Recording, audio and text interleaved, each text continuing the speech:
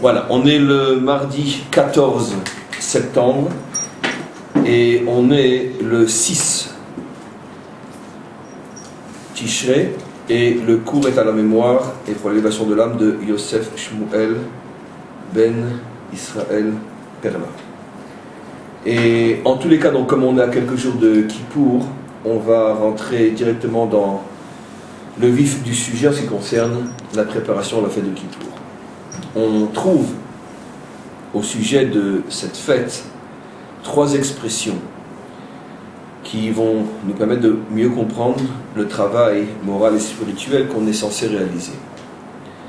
On trouve le mot kapara, le mot mechila et le mot tahara. J'ai d'abord voulu les dire en hébreu et je vais traduire. Dans l'ordre, le mot mechila. Le mot mechila signifie pardon, pardonner.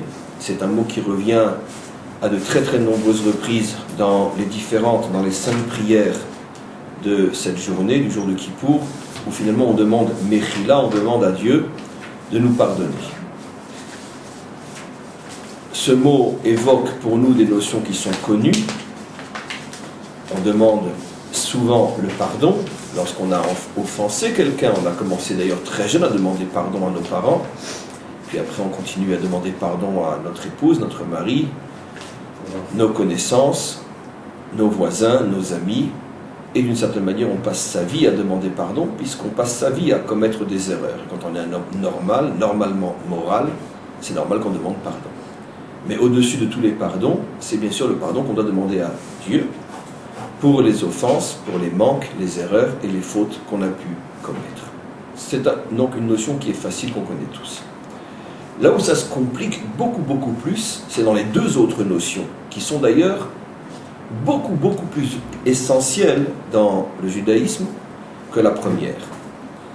La première notion difficile à comprendre pour nous aujourd'hui, c'est la notion de kapara.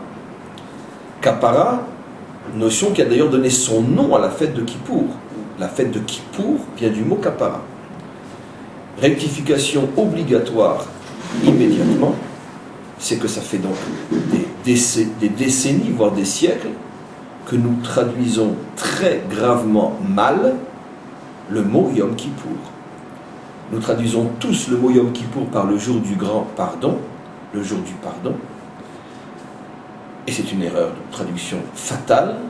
Je dis fatale, vous comprendrez dans la suite du cours, parce qu'elle nous éloigne complètement du sens réel de la fête. Le mot pardon ne se dit pas Kippour ou kapara, il se dit mechila. C'est ce que je viens d'expliquer au début de ce cours. Quand je pardonne, je suis mochel. Machul lecha. Je te pardonne. Mais kapara, c'est autre chose. Et encore une fois, ce jour ne s'appelle pas Yom Mechila, mais Yom Kapara, Yom Kippour.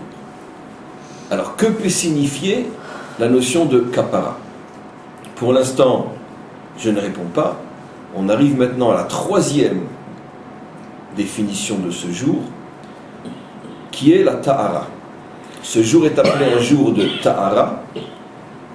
Si je traduis très superficiellement, un jour de pureté ou de purification, c'est un peu plus facile paradoxalement à traduire Tahara que Kapara.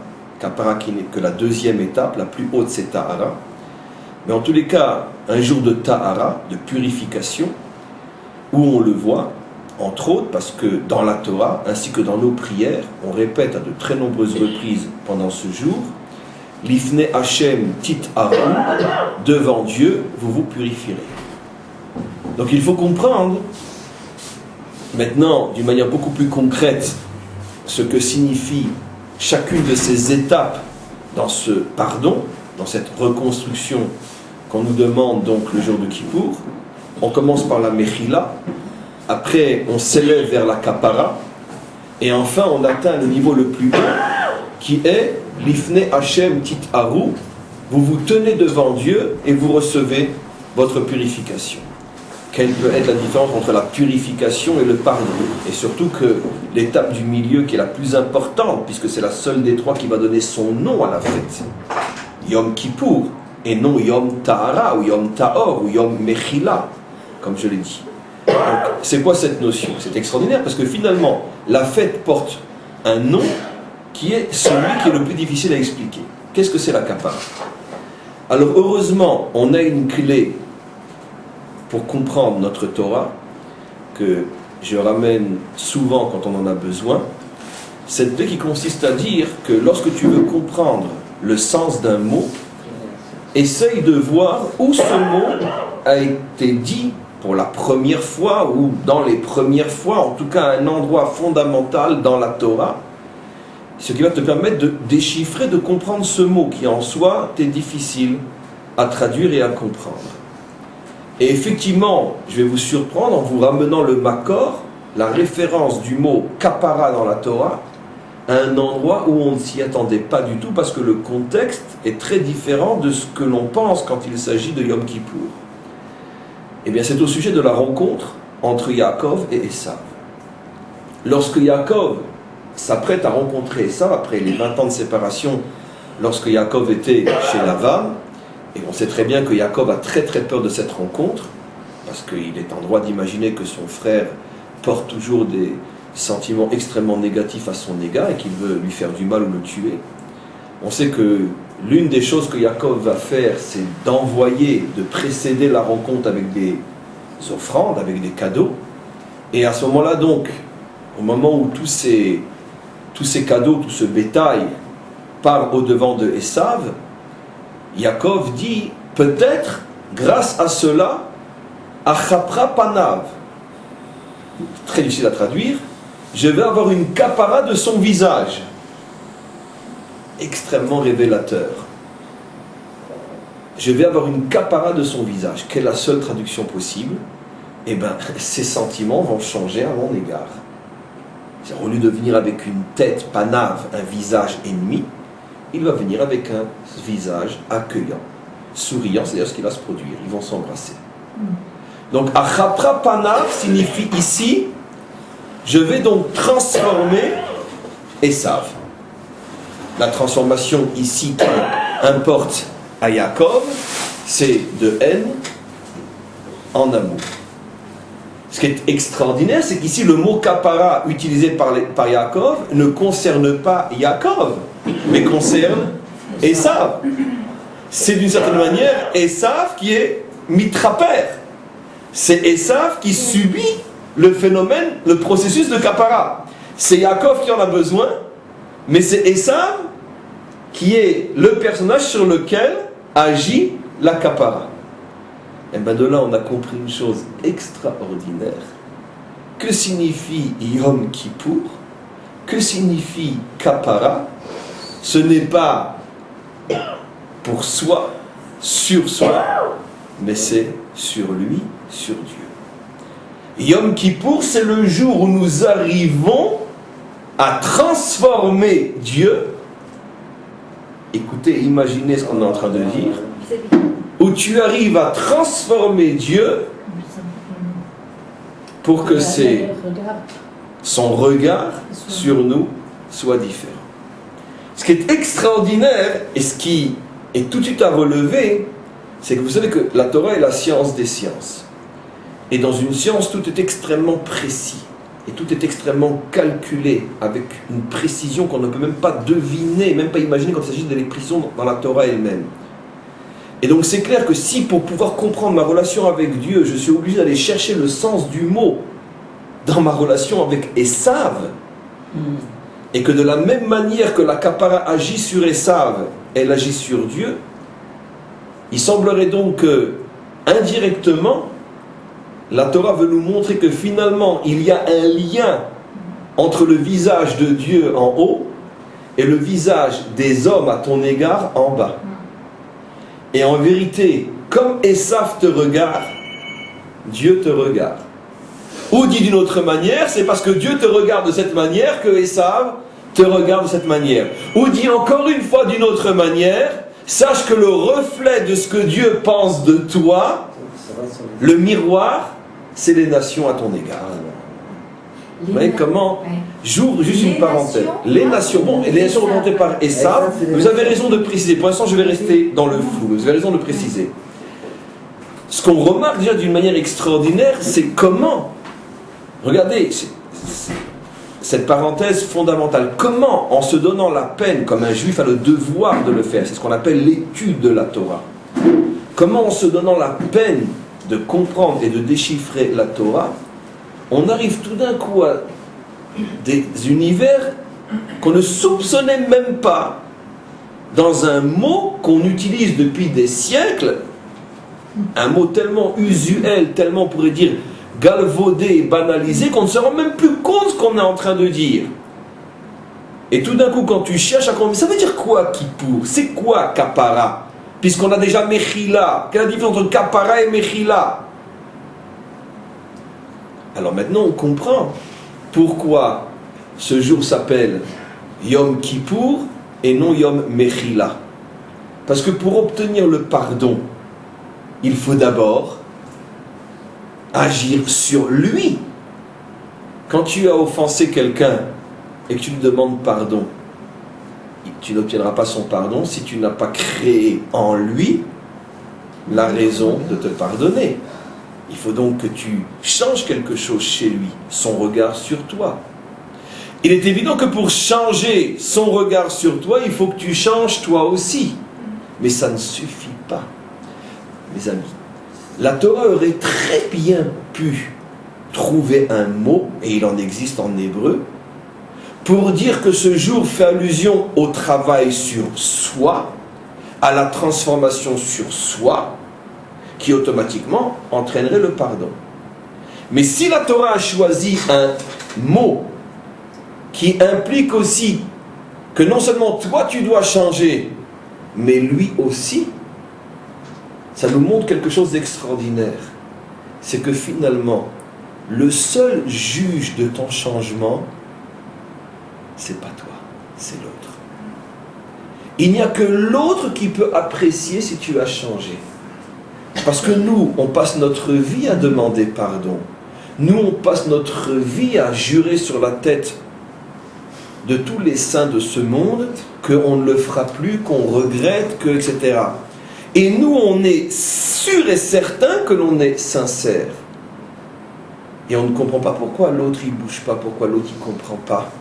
Et très vite, on en arrive à la conclusion que parce que c'est un monstre, tout ce que vous voulez. Peut-être que pas.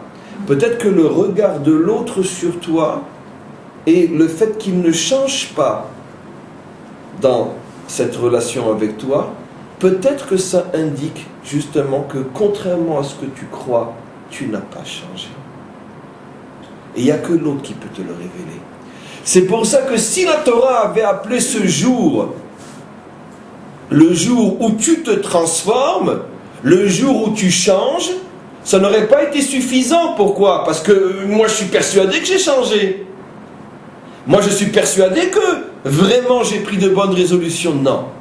La Torah appelle ce jour Yom Kippour, le jour qui a la capacité aussi de faire changer le regard de l'autre sur toi. Et ça c'est déjà beaucoup plus difficile. Parce que pour changer le regard de Dieu sur moi, c'est très dur.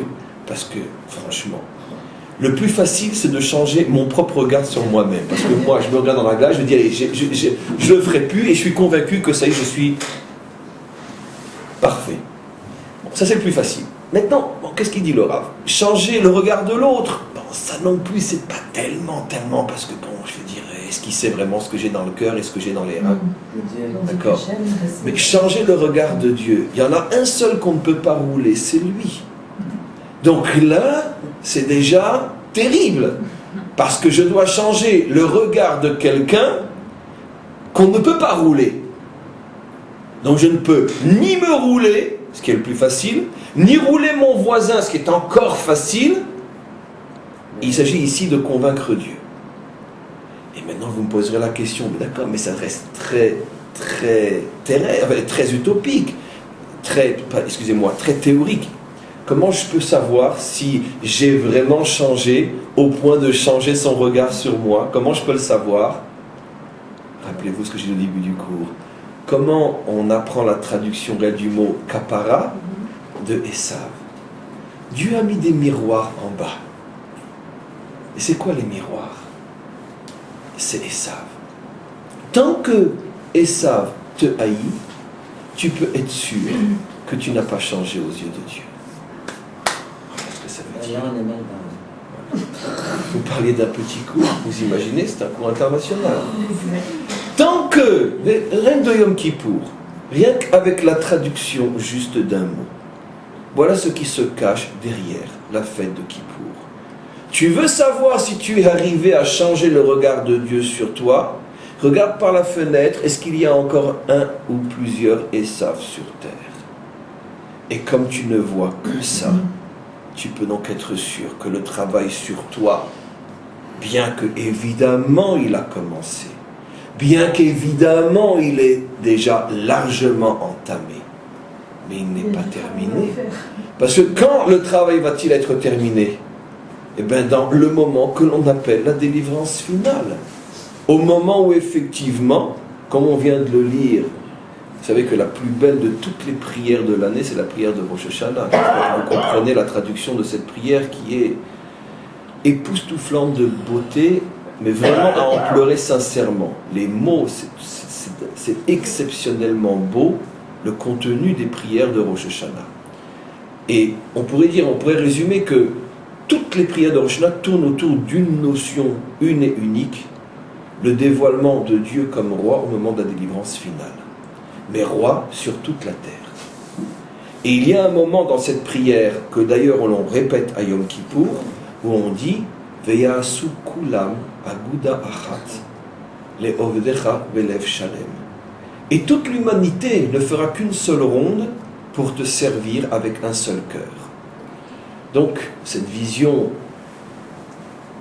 de la délivrance finale telle que les prophètes nous l'ont transmise, où effectivement viendra un jour où toutes les races, toutes les couleurs, tous les hommes, toutes les femmes, toutes les créatures se tiendront main dans la main pour ne faire qu'une seule ronde autour de toute la terre pour servir Dieu.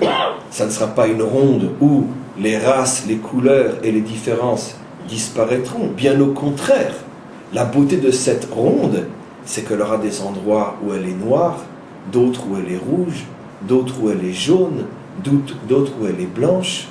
Justement, la beauté de cette ronde, c'est qu'elle sera multicolore, avec tout ce que cela représente. Mais elle ne sera malgré tout qu'une seule ronde. Donc, effectivement, ce moment arrivera où Esav ne nous regardera plus comme un ennemi. Mais ce que la Torah a le courage de nous dire, et surtout ce que les maîtres d'Israël ont surtout eux le courage de révéler, et c'est tellement juif cette révélation, c'est que l'ennemi n'est jamais l'autre. L'ennemi, c'est d'abord moi-même. Parce que je suis l'ennemi de moi-même, parce que je ne suis pas en règle avec moi-même, Dieu m'envoie son miroir dans ce monde qui est Esav. Et maintenant on comprend donc tout ce que Yaakov a fait. Yaakov connaît ce secret. Vous savez que les maîtres d'Israël nous répètent depuis des siècles, et plus encore, que toute l'histoire de la rencontre entre Yaakov et Esav est le microcosme de toute l'histoire juive, c'est-à-dire de notre confrontation avec Esav. Quand je parle de l'histoire juive, excusez-moi, de toute l'histoire juive de ce dernier exil, qu'on appelle l'exil de Édom. Et d'ailleurs, les maîtres d'Israël avaient l'habitude, écoutez-moi bien, et jusqu'à aujourd'hui, d'étudier en profondeur et de revenir sans arrêt sur ce passage pour découvrir sans cesse de nouveaux enseignements, car la Torah est infinie. Et tout ça parce que les maîtres d'Israël savaient que toute l'histoire de la relation entre Yaakov et Esav, qui dure déjà depuis 2000 ans, toute l'histoire de cette relation avec toutes ses méandres et tous ses secrets, toutes ses clés, se trouve dans les quelques versets de la rencontre entre Yaakov et Esav. Et figurez-vous, alors qu'on connaît la générosité des maîtres d'Israël, qui dès qu'ils dévoilent quelque chose, pour eux, ils le dévoilent au monde entier. Toutes les explications qui se sont entassées depuis 2000 ans sur ce passage-là sont restées secrètes, elles sont transmises uniquement de bouche à oreille, du maître méritant à l'élève méritant, mais jamais écrites pour ne pas que Esav le sache, par la traduction ou par l'étude, et apprenne quelles sont nos clés dans la relation qu'on a avec lui. On dévoile beaucoup, trop souvent, mais les clés qui font qu'on arrive à traverser l'exil de Édom sans disparaître, ce qui rend fou Esav, parce qu'à chaque fois il s'imagine que ça y est, on ne peut plus lui échapper, et à chaque fois il s'aperçoit qu'on a trouvé une sortie de secours, et qu'on se reconstruit encore plus fort qu'avant qu'il nous ait étranglés dans sa main, ou presque étranglés dans sa main. Les clés qui permettent à Israël d'échapper à Esav, malheureusement pas suffisamment, mais en tous les cas suffisamment pour ne pas disparaître selon son projet à lui, ces clés-là se trouvent dans la compréhension des secrets de cette rencontre entre Yaakov et Esav, compréhension tenue secrète jusqu'à aujourd'hui par les maîtres d'Israël qui se refusent à l'écrire pour ne pas que Esav connaisse nos clés. Je fais une parenthèse, je vous ai appris quelque chose d'extraordinaire aujourd'hui. En tous les cas, maintenant, je reviens. Yaakov a rencontré Esav, et Yaakov sait très bien que ça va être pour lui le test. Qu'est-ce qu'il lui dit au tout début de la paracha? Im Lavan Garti. J'ai séjourné avec Lavan. Nos maîtres font remarquer que le mot Garti, c'est les mêmes lettres que le mot Tariag, qui veut dire 613. Il lui fait allusion au fait que sache que ne crois pas que sous prétexte que j'ai vécu en dehors de la terre d'Israël et dans la maison d'un impie, d'un rachat, je suis moi-même devenu rachat. Sache que comme tu m'as connu fidèle et serviteur de Dieu dans la maison de notre père à Beersheba ou à Hebron, je suis resté le même. Je reviens avec les 613 mitzvot. Mais en vérité, ça c'est ce que Yaakov dit à Esav. Mais quand il entend que Esav vient à sa rencontre, à ce moment-là, regardez ce qu'il se dit. Il dit, wow, je comprends. Moi, je viens de dire que j'ai accompli les 613 mitzvot. Vous tenez bien votre chaise? Et c'est Yaakov qui parle. Mais en vérité, qu'est-ce que j'en sais? C'est mon avis sur moi-même. En quoi mon avis sur moi-même est-il objectif? Moi, je suis un juif pratiquant. Moi, je suis un juif attaché, fidèle. Qui le dit à part toi? D'où tu le sais? Enfin, j'accomplis toutes les mitzvot. Dis-moi, est-ce que tu te crois mieux que Yaakov, qui lui aussi l'a dit? Et pourtant, s'il l'a dit, c'est que c'est certainement très sincère. Et malgré tout, quand Hachem lui envoie Esav, il comprend. Non, ça c'est le test. Si dans ma rencontre avec Esav, ça se passe mal, c'est la preuve que je n'ai pas accompli les 613 mitzvot. À mon niveau peut-être oui, mais pas au sien. Et c'est lui que je dois convaincre, c'est pas moi. Et si tout d'un coup il y a un miracle et que Esav s'attendrit et qu'il m'embrasse, même si ce n'est que provisoire, mais sur le moment on arrive à s'entendre, comme Esav est le miroir du visage d'en haut, son visage m'indiquera son avec un petit S, m'indiquera son avec un grand S.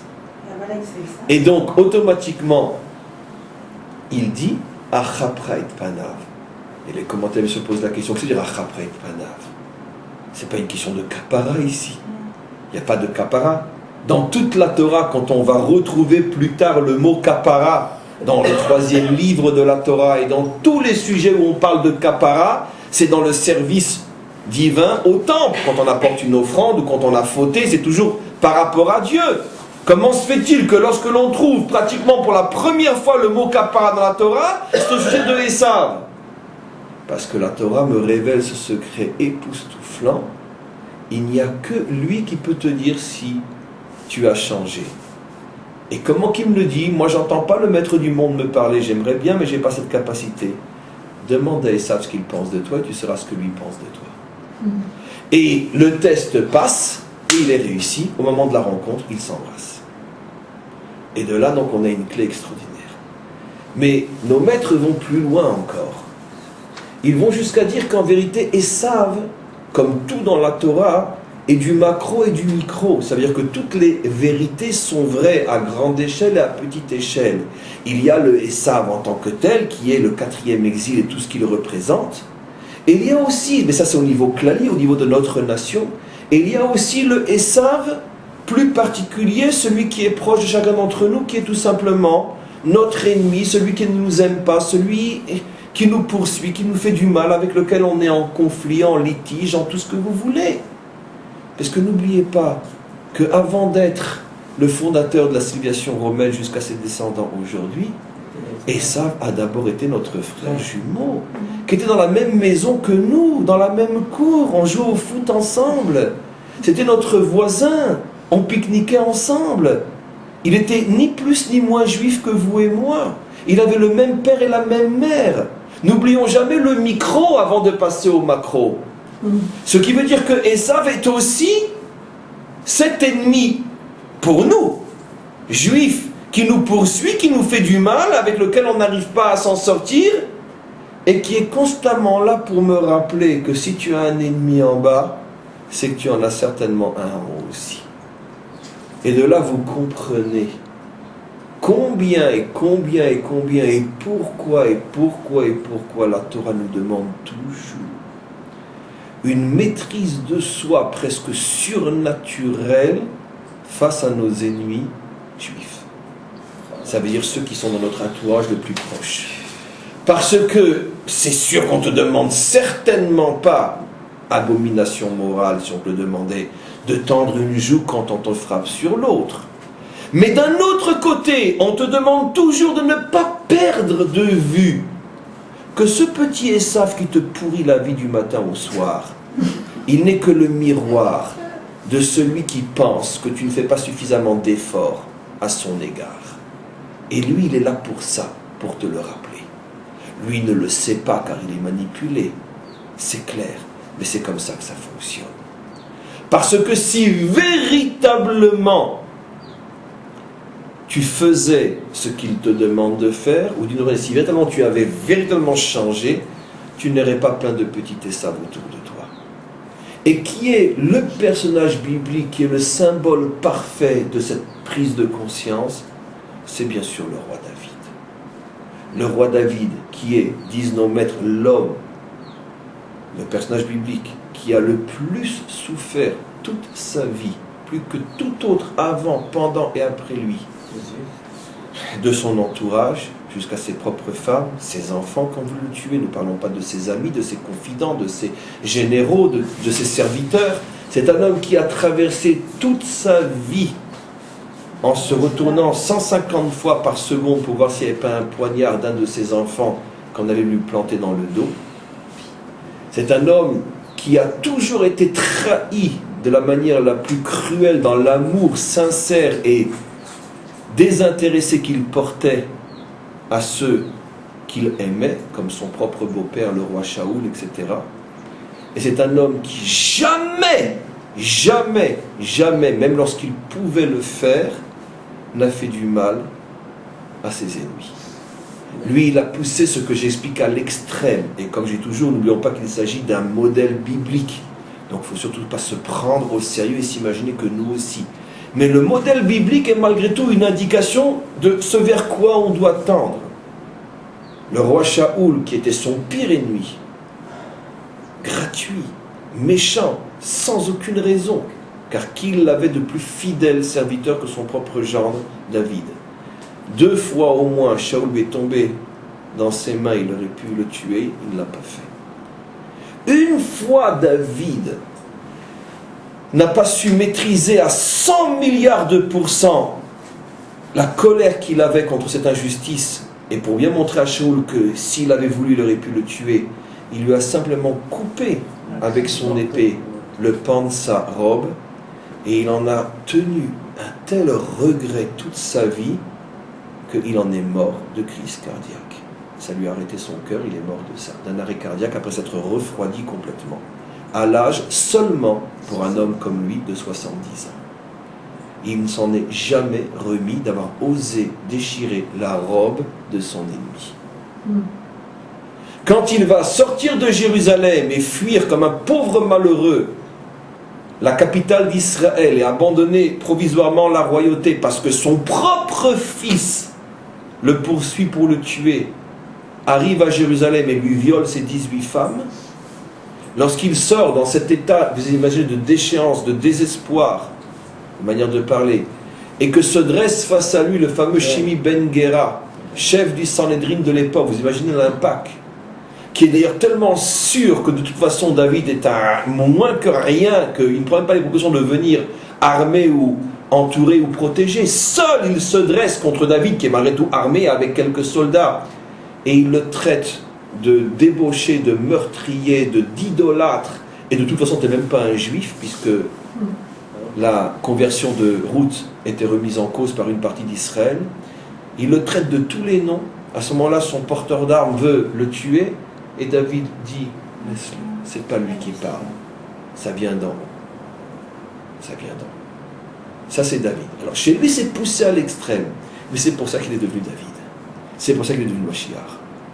Parce que lui a compris ce principe fondamental. Il n'y a en bas que des miroirs du visage d'en haut. Fais attention. Ah, maintenant ça veut dire, parce que de là la peau de banane vers l'abomination est évidente. Ça veut dire dans ce cas-là, bah allez continuez, tapez dessus, allez, massacrez-moi, faites ce que vous voulez. Non, non, non. Bien sûr, tu te défends. Bien sûr, tu vas même des fois jusqu'à tirer le premier. Abba le orgecha, ashkem ve orgo. Celui que tu sais qu'il veut te tuer, devance-le et tue-le.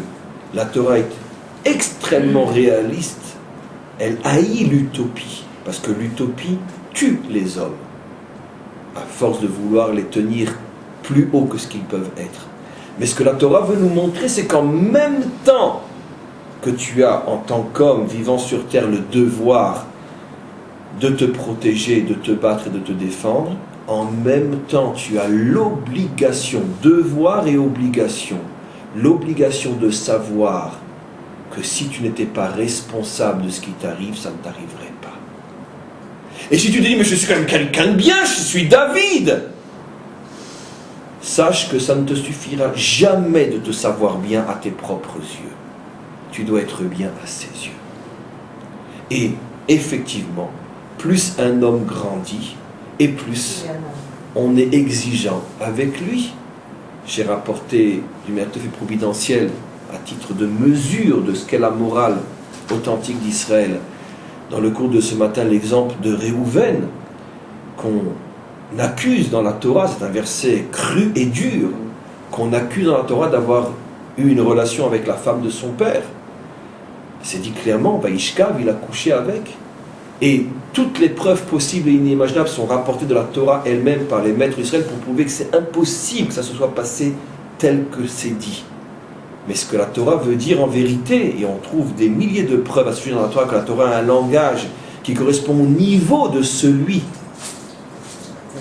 auquel elle s'adresse, que ce que la Torah veut nous faire comprendre, c'est que comme Réhouven, qui était un homme saint et extrêmement pudique, est rentré dans la chambre à coucher de la femme de son père et il a vu sa chemise de nuit sur son lit, ou le parfum à côté, et qu'il a eu une fraction de seconde, une pensée, pour un homme comme ça, c'est considéré comme s'il avait couché avec. Parce qu'un homme est jugé en fonction de son niveau. Donc tu ne peux jamais dire, moi je suis quelqu'un de bien. C'est à lui de le dire, parce que d'abord tu ne sais pas apprécier réellement la gravité d'une faute, mais aussi tu ne sais pas non plus apprécier la grandeur de ton âme. Et peut-être que tu es plus grand que tu l'imagines, donc il y a à ton égard une exigence plus grande encore que tu l'imagines. Donc la teshuva de l'un ne suffit plus pour l'autre. De même, ce qui était bien pour toi hier ne l'est plus aujourd'hui. Si malheureusement, quand tu étais à Paris, et que malheureusement, par ignorance, par manque de force et de volonté, ou de tout ce que tu veux, ça t'arrivait de ne manger que du poisson dans un restaurant non cachère lors d'un repas d'affaires, mais je n'ai pris que du poisson, je n'ai pas pris de viande. Et bon, après toutes les excuses du monde, bon, mais d'accord, c'était Paris. Mais si tu vas manger maintenant dans un village druze en Israël, tu dis je ne mange que du houmous, là, excuse-moi, t'es une tête à claque. Parce que là, tu peux manger du houmous partout sans avoir besoin de rentrer dans un village druze. Donc, et de manger non cachère. Bon, je donne un exemple idiot, mais vous comprenez ce que je veux dire. Tu as changé, le contexte n'est plus le même. Donc, automatiquement, le jugement sur toi n'est plus le même. Et ne t'étonne pas si tu ressens des exigences qui n'existaient pas lorsque tu étais plus jeune ou dans un autre contexte où tu étais plus ignorant. Ben oui, c'est très grave d'apprendre. C'est très grave de venir habiter à Jérusalem. Et c'est pour ça que finalement, on préférait tous tellement Paris, ou on préfère tous tellement l'ignorance. Parce qu'au moins, on me laisse tranquille. C'est vrai, dans ma bêtise ce que je dis, mais tout le monde comprend ce que je veux dire. La connaissance se paye, la sainteté se paye, la proximité d'avec Dieu se paye. Donc tu ne peux pas dire je ne suis pas plus mal qu'avant, alors pourquoi c'est pire qu'avant? Mais tout a changé. Donc automatiquement, on comprend pourquoi un homme comme Réhouven, s'il rentre dans la chambre de cette femme, c'est considéré comme s'il avait été avec. Parce que c'est Réhouven, justement. Sois content qu'on te juge comme ça. Ça prouve que t'es Réhouven. Le fils aîné de Yaakov, t'aurais été Monsieur Tartompion, qui aurait parlé de toi. T'aurais même pas eu ton nom dans la Torah. Même pas l'espace entre deux lettres où t'aurais mentionné. Vous comprenez ? Mais quand on veut mériter d'avoir son nom 10, 15, 20 fois dit dans la Torah, ça se paye cher. Tout le monde comprend les applications pour chacun d'entre nous. Donc on a compris quelque chose d'extraordinaire. Donc on comprend maintenant pourquoi ce jour s'appelle Yom Kippour. Pour nous faire comprendre en un mot près les 40 minutes du cours d'aujourd'hui.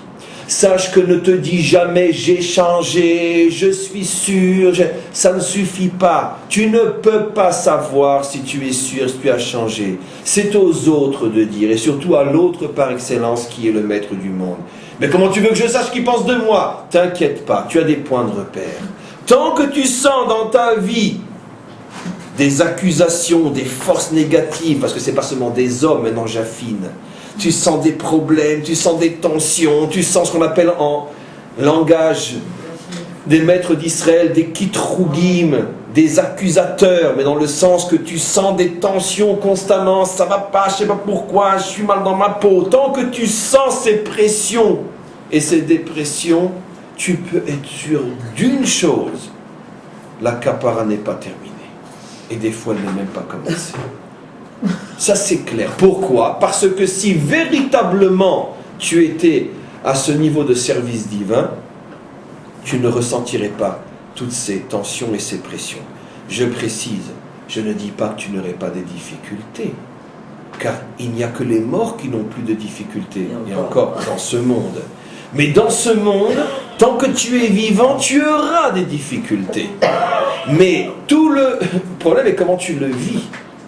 Est-ce que c'est une pression qui te déprime, une pression qui t'opprime, ou une pression qui t'élève, que tu sublimes, et dont tu te sers pour t'élever plus encore, comme j'explique toujours et comme je l'ai déjà expliqué. Alors maintenant, on va continuer.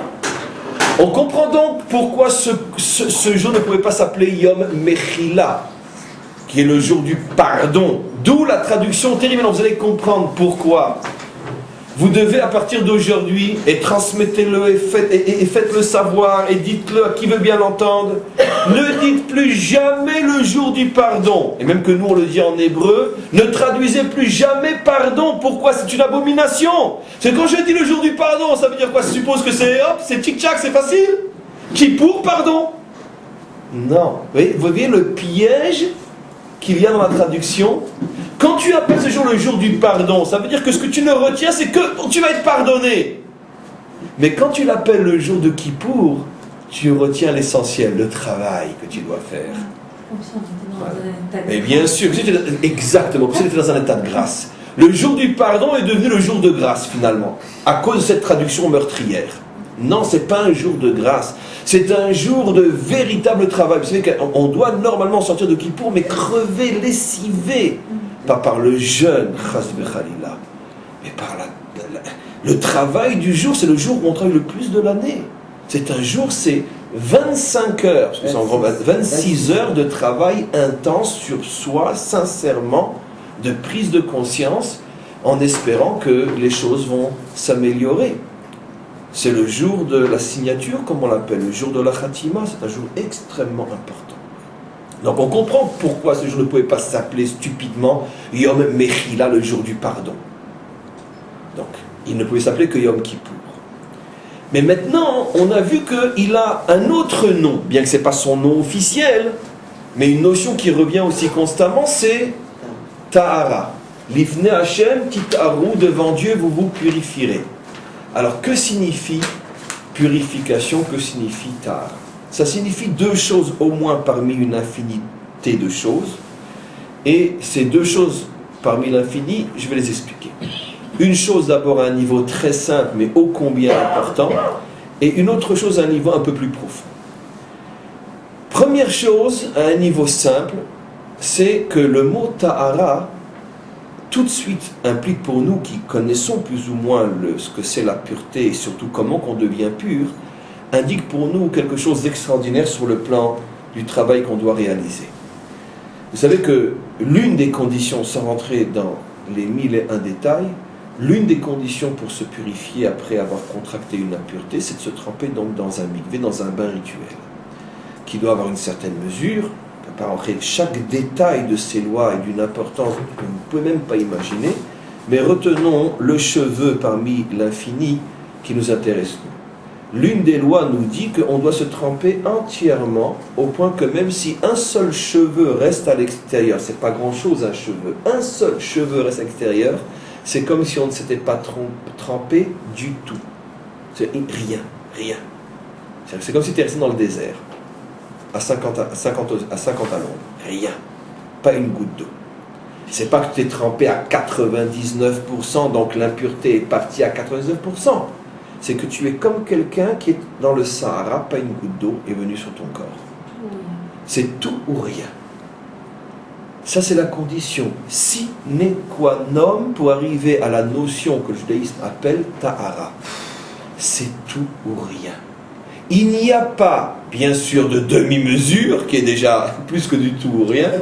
Il n'y a même pas de 99,9 mesures. C'est tout ou rien.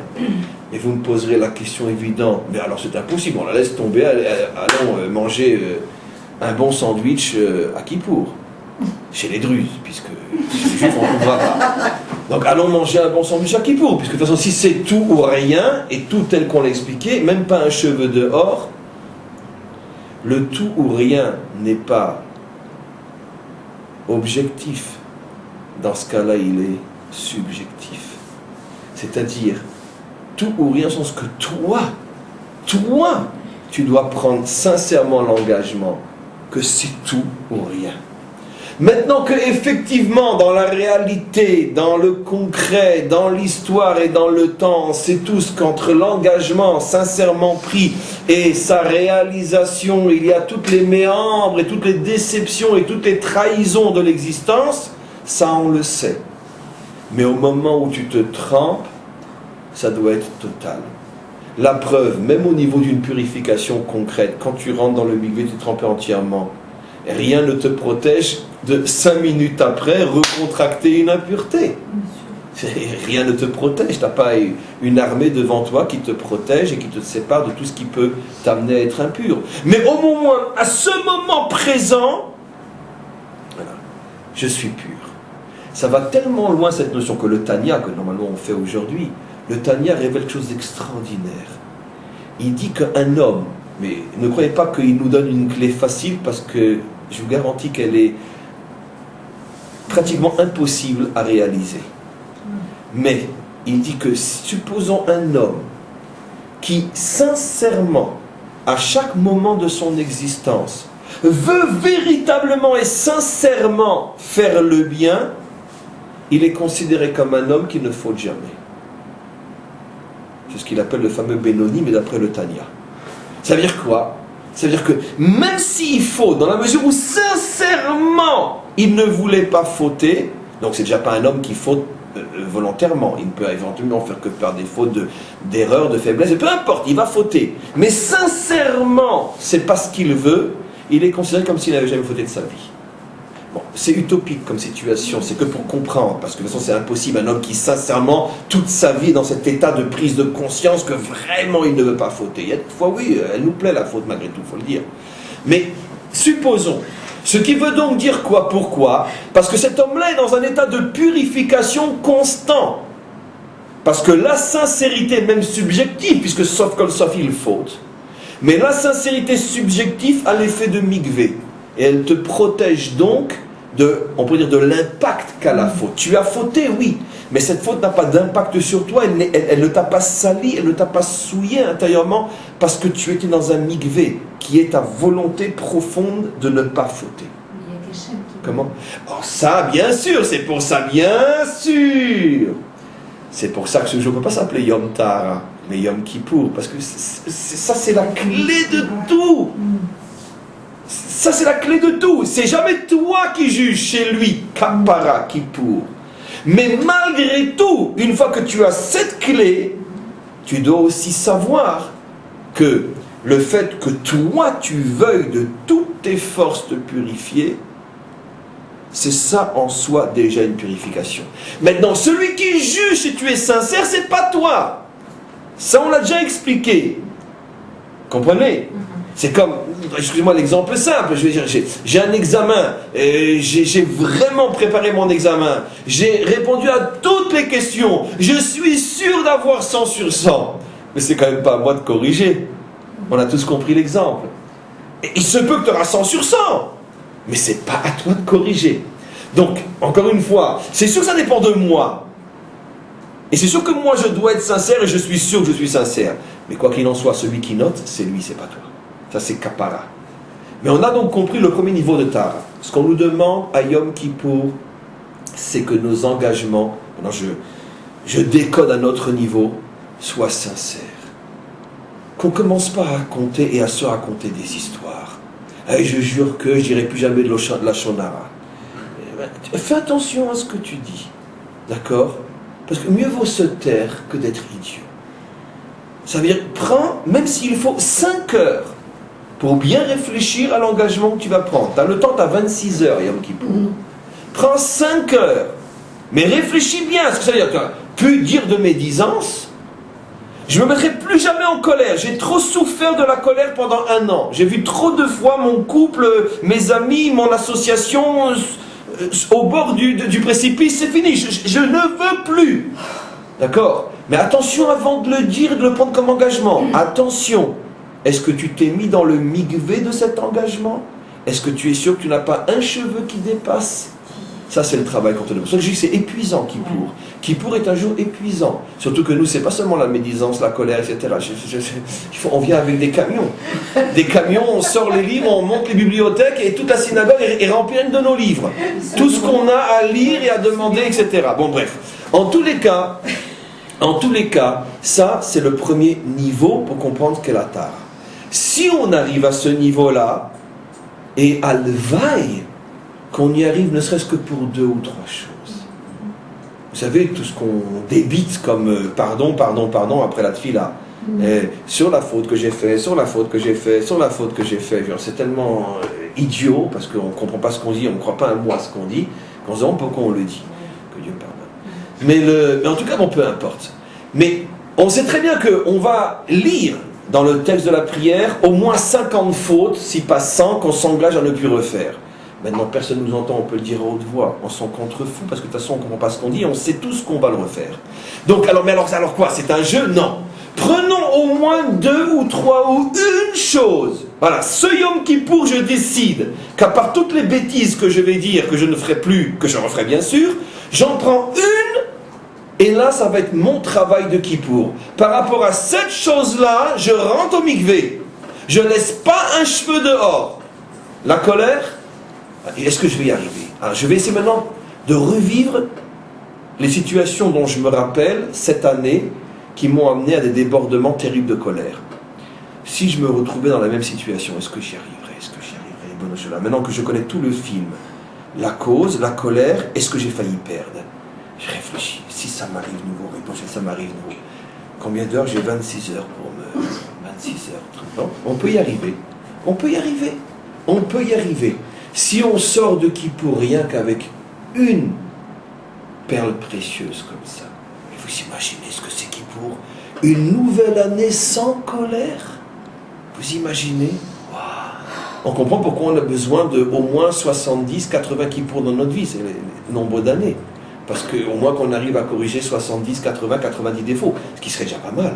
Parce que finalement, des défauts graves, il n'y en a pas tellement. Finalement, non mais non, sincèrement, sérieusement, des défauts graves, vraiment qui nous pourrissent la vie. La colère, la médisance, la jalousie, le mensonge, l'hypocrisie, allez, on 10, 15, 20, c'est pas tellement dur pour que ça. Hein. Donc finalement, dans une vie, si on fait 60, 50 kippour, sérieux, on peut arriver à drôlement progresser, se corriger. Faut pas non plus être idiot, on ne nous demande pas 50 par Yom Kippour. On nous demande un. Sors de Kippour avec un cadeau que tu puisses offrir au Maître du Monde. Maître du Monde, regarde le beau cadeau que je t'ai préparé pendant Kippour. Voilà. Eh bien, je ne me mettrai plus jamais en colère. Par contre, je te préviens, de la médisance, je vais me délecter. Hein, parce que je ne peux pas tout faire. La médisance, je continue, Maître du Monde. J'ai encore un an chaque Kippour prochain. Mais la colère, je te promets, c'est fini. Tu arrives au Kippour prochain, tu lui donnes son deuxième cadeau, la médisance. Le mensonge, tu vas voir, tu vas pas me reconnaître, tellement je vais te mentir, toi aussi. Mais c'est pas grave, on progresse comme ça, on est des humains. Et c'est ça ce qu'il aime en nous, le Maître du Monde, c'est qu'on est humain, on se la joue pas. Parce que comme c'est puant, celui qui sort de Kippour en disant, ça y est, j'ai tout réparé, je suis parfait, c'est horrible, ça sent pas bon. C'est tellement hypocrite, c'est tellement nul. Pour qui tu te prends, toi ? Donne-en un cadeau au Maître du Monde, un, et ça suffit. Tu vas vivre jusqu'à 70, 80, 90, voilà, tu as le temps de tout réparer. Sois pas pressé, mollo. Qui veut aller loin, ménage sa monture. C'est le cas de le dire. La monture, c'est l'animal en nous. Et on veut qu'il aille loin avec nous, on veut aller loin avec lui, donc il faut le ménager. Mais seulement c'est sérieux. Enfin, deuxième et dernier niveau de ce que c'est la Tahara, comme son nom l'indique, Lifne Hashem Tit'aru. Devant Dieu, purifiez-vous. Ça veut dire que la pureté est la force qui me ramène devant Dieu. Pas la Mechila, pas le pardon, pas encore la Kapara, le travail sur soi au point de convaincre Dieu que j'ai vraiment changé, mais la Tahara. La Tahara me ramène devant lui. Ça veut dire quoi, me ramène devant lui? La Tahara va véritablement changer mon existence, et c'est à la portée de chacun d'entre nous au niveau qualitatif. Après, quantitatif, c'est la différence entre un homme et un autre. Mais qualitativement, vivre devant Dieu, c'est véritablement vivre avec le sentiment que ma vie n'est pas entre les mains du hasard, que ma vie n'est pas entre les mains de la chance ou de la malchance, du destin ou de tout ce que vous voulez, que ma vie est véritablement entre les mains de la providence. Et ça, c'est un niveau qui est à la portée de chacun d'entre nous, avec énormément d'efforts, mais à chacun d'entre nous. C'est-à-dire véritablement ce qu'on appelle une vie pleine de sens, que sentir vraiment que ma vie, c'est une histoire extraordinaire, fabuleuse, d'une association inimaginable entre le Créateur et moi. Vous savez, comme je dis toujours, à titre d'exemple, encore une fois vers lequel on tend, c'est quoi la Bible finalement? C'est quoi? Ben, c'est l'histoire d'hommes et de femmes qui est devenue l'histoire sainte. C'est pas l'histoire de Dieu, la Bible. On parle pas de lui. On parle que des hommes et des femmes en relation avec lui. On parle pas des anges. On parle pas des mondes célestes. Non. On parle d'une engueulade entre un homme et sa femme, Sarah qui engueule son mari Abraham. On parle d'une dispute entre des frères. On parle d'esclaves, on parle de révolte dans le désert. On parle de fautes. On parle aussi de belles choses, mais c'est la vie des hommes, l'histoire sainte. C'est quoi le message? C'est que on te demande à toi aussi d'écrire quelques lignes, si ce n'est pas quelques pages de ce livre-là. On attend tes pages, tes propres pages. Chaque existence, c'est quelques pages à rajouter à cette histoire sainte. Quoi? Je pourrais être dans la Bible moi aussi? Oui, toi aussi. Il y a de la place pour tout le monde. La preuve, même un âne, l'âne de Bilam, est cité dans la Torah.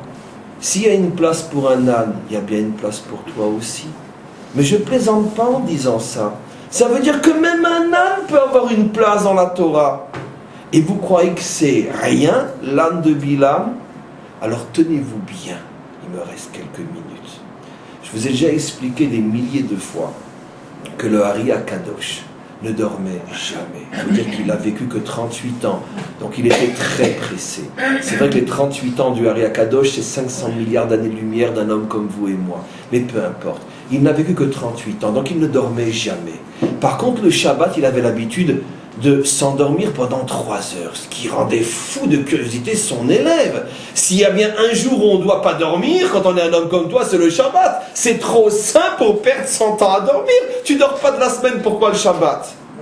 Jusqu'au jour où il s'est rendu compte que c'était pas un sommeil comme il le pensait. Il s'est caché dans la chambre, Bekitsour, et il a vu que pendant ces 3 heures-là, les lèvres du Ari Akadosh bougeaient avec une rapidité époustouflante, inhumaine, surhumaine, surnaturelle. Comme s'il était en train d'étudier, mais à une rapidité absolument incroyable. Alors quand il s'est réveillé, il a dit, mais maître, qu'est-ce qui s'est passé? Bon, le maître, voyant qu'il a été pris et qu'il est obligé de révéler son secret, il a dit, mais bien sûr que je ne dors pas. Pendant ces 3 heures, mon âme monte dans la yeshiva d'en haut et on me révèle des secrets inimaginables. Et c'est pour ça que tu m'as vu bouger, parce que c'est l'étude avec les maîtres d'en haut qui ont quitté ce monde et qui sont déjà en haut. Et j'étudie tous les Shabbats avec Rabbi Shimon Bar Yochai dans la yeshiva céleste. Alors Rabbi Chaim Vital, il a dit, je t'en supplie, maître, révèle-moi quelque chose. Qu'est-ce que tu as appris aujourd'hui? Et il lui a dit la chose suivante, c'est écrit, c'est Rabbi Chaim qui révèle ça. Il a dit, sache qu'aujourd'hui on m'a révélé le secret de ce que l'âne de Bilam a dit. Mais sache que si tu vivais des millions de vies et que je t'expliquais des millions d'heures, je ne pourrais pas t'expliquer en bas dans ce monde ce que j'ai appris en haut en 3 heures, sur ce que l'âne a dit. Donc, quand je dis l'âne, je sais ce que je veux dire. Je veux dire par là qu'il n'y a pas de vie qui ne serve à rien. Si c'est vrai pour un âne, alors qu'est-ce qu'on va dire d'un homme? Qu'est-ce qu'on va dire d'un juif? Quoi, ma vie, c'est rien? Mais si l'âne de Bilam peut intéresser le Ari Akadosh pendant les 3 heures d'études célestes un Shabbat, ta vie à toi ne peut pas l'intéresser ou intéresser le maître du monde. Ta vie est aussi quelques pages de l'histoire sainte. C'est ça, être devant Dieu. Ça veut dire savoir qu'à partir de ce Yom Kippour-là, je vais ressortir avec le sentiment que, waouh, je suis comme Avraham, Yitzhak et Yaakov. Et sachez que ce que je dis est fondamentalement vrai. Nous n'avons reçu en bas qu'une toute petite partie de l'histoire sainte. Dieu est en train d'écrire depuis des millénaires la grande Bible de l'éternité.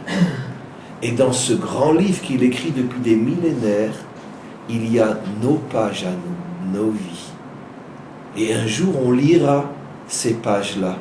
On se rendra compte que finalement notre existence était sainte, elle aussi. Elle était sublime, elle aussi. Et on sera époustouflé de se rendre compte que dans le même livre où on parlait d'Avraham, Yitzhak et Yaakov, on parle de moi aussi.